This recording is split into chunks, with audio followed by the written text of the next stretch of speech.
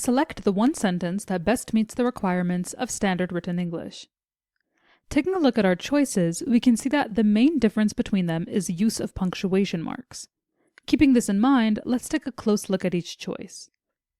A. 4 of the senses are obvious, not least because each is associated with a particular organ: sight with the eyes, hearing with the ears, taste with the tongue, and smell with the nose.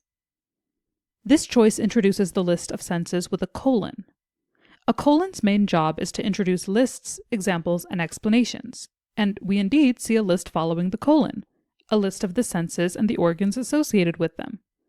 As there don't seem to be any issues with this choice, it's likely our answer, but let's take a look at the rest of our choices just to be sure.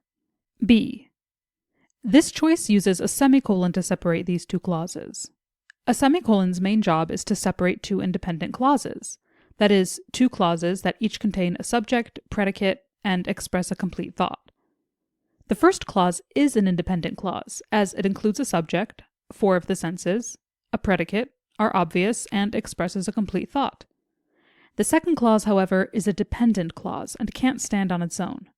It's simply a list of noun phrases. This being the case, a semicolon wouldn't be an appropriate way to separate these two clauses, and we can mark this choice as incorrect. C. This choice uses a period to separate these clauses. As we discussed in the previous choice, the second clause cannot stand on its own as an independent clause. If a semicolon wouldn't be an appropriate way of separating these two clauses, a period is most definitely incorrect. This choice can be marked off. And D. This choice separates the two clauses with a comma. However, a comma is too weak to serve this purpose of introducing a list. It simply creates a run-on and makes the sentence hard to follow. As a comma is too weak, we can mark this choice off and mark our original answer, choice A, as our final answer.